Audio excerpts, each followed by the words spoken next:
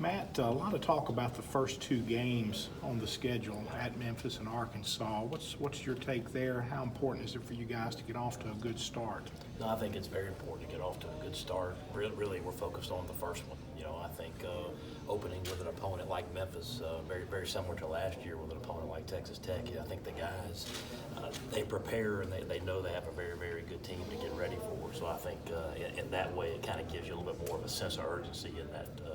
In those fall camp practices. So how is Memphis different this year? I think they're replacing quarterback, running back. What do they look like? Well, they're just a very good football team. Yeah. Very explosive. A lot of respect for Coach Norvell and what he's been able to accomplish there. And they're a good football team. And so we'll have to go up there and play our best game to beat them. The choice to bring Matt Corral here as a freshman, obviously he's the only underclassman here. What did you kind of see from him in the locker room as a leader? Well, I think he was forced into that leadership role, and I think he did a great job with it. I think his competitive nature and his fire and the way that people gravitate toward him, kind of made him an obvious choice to bring. All the injuries in spring, are they ready to go in August? They are. I think, getting guys like Benito and Josiah that set out, Dasher and Armani are both back. Jalen Jones and Custis are both full speed. So it's good to see those guys all out in conditioning. I know all the freshmen reported. Has everybody been cleared?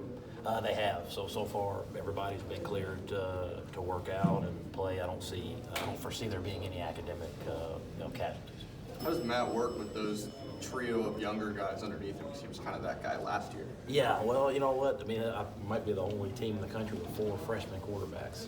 So I think it is a young group. But Matt being able to play in those 4 games, that redshirt rule really benefited him to be able to get some experience, get his feet wet, and I think that you can see the difference that made in the spring with with how he progressed. What is the plan for Jerrion Ely, Matt? Do you know how y'all use him yet? Yeah, he's obviously a very talented guy that all of our fans, we're all excited about. Very talented guy, but the thing that's unique about him is he can do so many different things. I think he can line up in the slot, he can line up in the backfield, he can catch balls out of the backfield, he can run speed sweeps. There's so many things that with a guy like that you can do, and I look forward to find a way to get him the ball in space. Can you talk us through kind of his re-recruitment with Jerrion in June when the draft was happening? What were you able to say?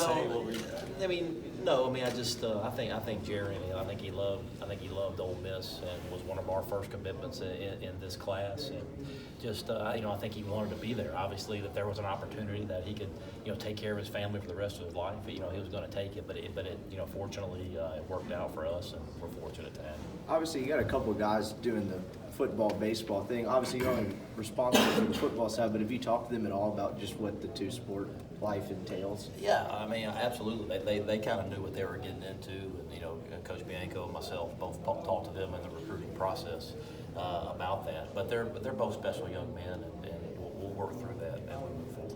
Have you solidified the left side of your offensive line in your mind yet? You know what? I think there's still a lot of, with all these freshmen coming in this summer that weren't there this spring, I think there'll be some competition there.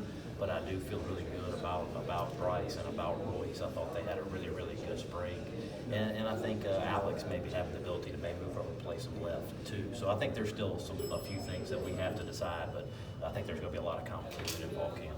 When you came to this event last year, there were a lot of questions about bowl bans and the NCAA stuff. You're probably not going to get a lot of that today. Do you sense it's kind of a different air around your program right now? Yeah, I'm going to talk about that when I get up on the podium. Just about the feeling of normalcy. I think almost a sense of normalcy that we could just go play football. So I'm excited about that.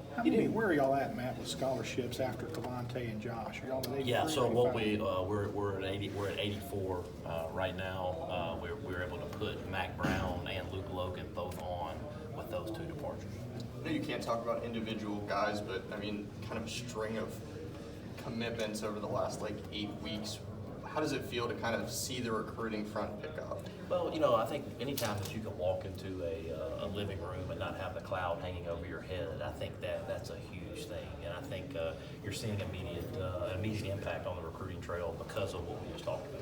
You guys didn't talk about the scholarship thing a lot last year, but I think in a couple games in October when you got banged up, you were around 60 scholarship guys for a game or two. Like, can you feel that when you're going out for a game that you're actually? Absolutely. Everybody in this conference in particular, depth becomes very, very important. And so being back at the number 85 is a huge deal. Now, when you're in the middle of it, you're not making excuses. You're trying to move people around, trying to find a way to win football games. But even though I think some of the faces will be young, it'll be fun to see those young guys compete and get some playing time and get their feet wet.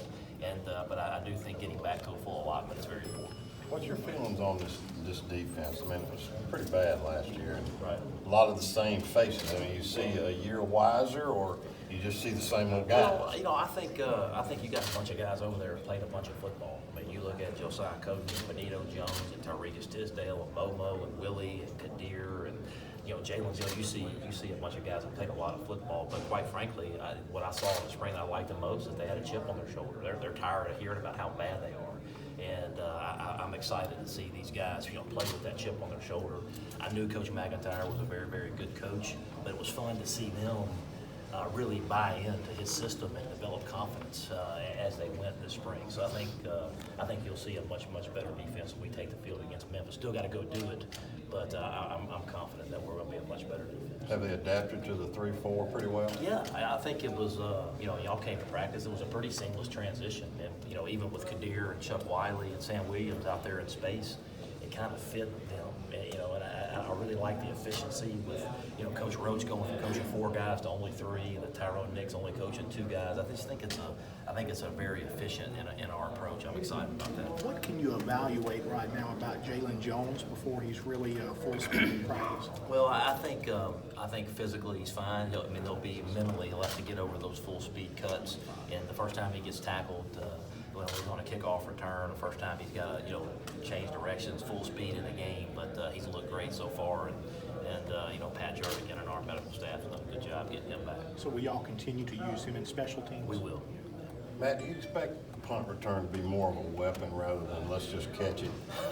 Yeah, I do. I think we'll maybe put some of these young guys back there and let the best man win and compete at that. But with so much of the rugby stuff that people are doing, very few people get the opportunity to return a punt because of the rugby style, and you don't get very many opportunities. But when you do get those opportunities, you do want to use a weapon if you can.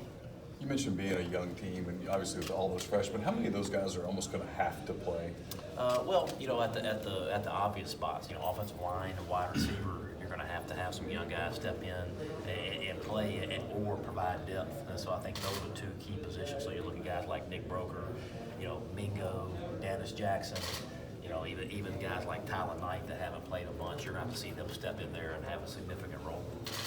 Is Tylen still playing in the slot? Is he back at running back? He is. It's very similar to what we're talking about with Jerry on the ability to line up in the slot, run some speed sweeps, to be able to run vertical, to line up in the backfield, and just keep defensive off balance so they don't know whatever personnel you're in. If you had somebody put a gun to your head, who's your number 2 quarterback? Well, I'll let you know after fall camp. But we do have it'll be a great competition. I thought Tisdale, Kincaid, both they did a very good job in spring. I think you saw them get better, obviously. But then now we have John Rice Plumlee coming in that wasn't there in spring practice, but done a great job this summer. So I think it'll be a great competition to kind of see. Do you anticipate Plumlee being on the defensive side as well, possibly? No, he's going to be at quarterback. Okay. Is there anything interesting maybe that Rich Rod does to kind of make things easier on those guys? Well, you know what? I think I was very impressed with Rich in spring. Obviously installing a new offense, but installing an attitude and an edge. And I think that'll be the key to this offense. It's going to be young, but I do think it will be dynamic, and I think it'll be fun to watch. Because I think it'll be imperative that we play with that edge and that toughness. And I think that's what he brought to the table. I'm very excited to see that this spring. A lot of problems last year, Matt, seemed to center defensively, seemed to center on alignment. I heard y'all talk about defense a lot, and then tackling. Do you sense that this group will be better fundamentally? I do. I think obviously the experience will help, but I really have been impressed. I've obviously worked with Coach McIntyre, knew he was a great coach and a great teacher. And I think the attention to detail, all the different walkthroughs, I think it paid dividends in the spring about guys lining up right, being in the right spot. And typically when you're in the right spot, you have your eyes right, you become a better tackler.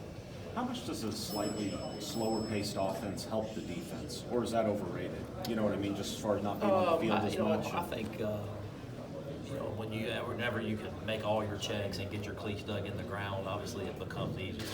But, I think you have to adjust to whatever. I think that's part of being a good offense or a good defense. You have to be able to adjust to whatever you see. Coach, you said you've seen a difference in Matt this year. What are some of those differences? Just confidence, not being scared to speak up, and then obviously just the building that rapport with everybody. You get all those reps, you spend all that time in the spring and in the summer, and I just think it's important for him to spend that time, and to build that rapport and that camaraderie with the offensive linemen, the running backs, the receivers, and I think just being that guy, I think really helps. Seeing him, be more vocal as even still a freshman. I mean, what's that dynamic like? Seeing a guy that young, sort of taking the Well, vocal? I think it's much more than being vocal. It's about your demeanor. It's about the way that you carry yourself. And I think, again, we talked about it earlier, his competitive nature. I think people gravitate toward that, and I think that's very important. With the switch to the 3-4, I guess it's 3 returning linebackers for those 2 inside spots. What do you expect from that competition with Momo and Jaquez and Willie? I think there's going to be a lot of competition. Momo's our leading tackler coming back. Jaquez was a freshman all conference, and you throw Lakia Henry in that mix, was the top junior college linebacker in the country. I think we got a lot of experience, a lot of guys made a bunch of tackles coming back, so I'm excited about that. Anything else? All right, thanks, Coach. Thanks, Coach.